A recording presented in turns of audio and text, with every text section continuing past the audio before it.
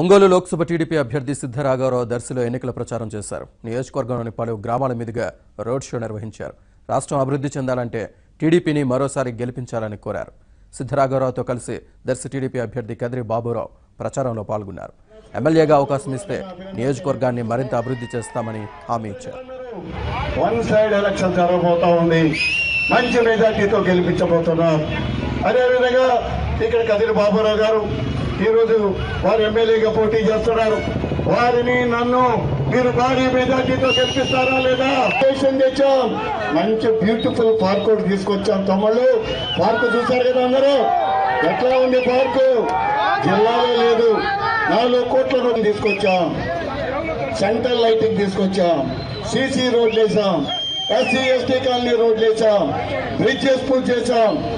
R&B roads 370 కోట్ల రూపాయలతో వేసాం. పంచాయతీరాజ్ రోడ్స్ కానీ దగ్గర 200 కోట్ల రూపాయల రోడ్లు వేసాం. ఇది ఒక చరిత్ర. అవుతున్నారు, డిక్లేర్ అయిపోయింది. సిద్ధరాఘవరావు గారు ఎంపీ అవుతున్నారు.